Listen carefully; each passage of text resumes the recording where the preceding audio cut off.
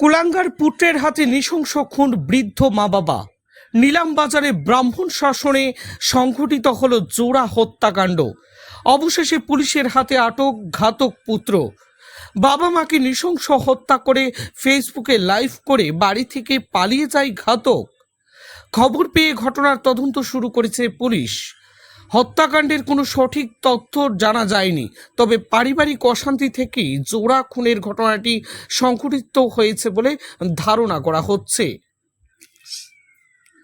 আজ নিলামবাজার থানা এলাকার ব্রাহ্মণ শাসন গ্রামের আনুমানিক ৭৫ বছর বয়সী আব্দুল সালামের পুত্র আনুমানিক ৩৩ বছর বয়সী পুত্র আব্দুল হালিম দুপুরের সময় হতচকিতভাবে ধারালো দা দিয়ে চড়াও হয় তার বাবার উপরে। ধারালো দায়ের উপর্যুপুরি কোপে চিৎকার চেঁচামেচি শুরু করলে স্বামীকে ছেলের হাত থেকে বাঁচাতে এগিয়ে যান ঘাতকের মা বদরুন্নেসা। কুলাঙ্গার ছেলে চড়াও হয় জন্মদাত্রী মায়ের উপরেও। কুলাঙ্গার পুত্রের নৃশংস হামলায় ঘটনাস্থলে প্রাণ হারান আনুমানিক ৬৬ বছরের বাবাকে নৃশংস হত্যা করে কুলাঙ্গার পুত্র ঘাতক ফেসবুকে লাইভ করে বাড়ি থেকে পালিয়ে যায়।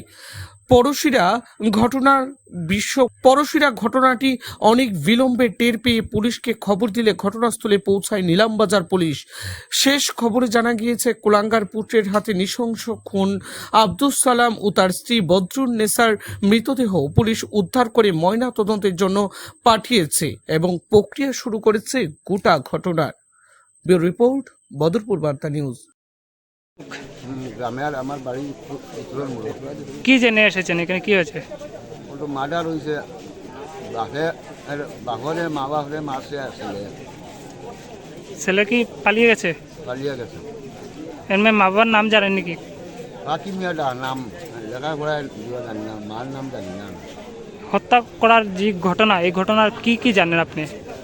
আমি শুনিয়ে আইছি আইয়া ঘটনাটি কখন সংঘটিত হয়েছে? 3টার সময়। এটা কোন গ্রাম? ব্রাহ্মণ শাসন খাটাইল বাড়ি ওখানে। খাটাইল বাড়ি এটা।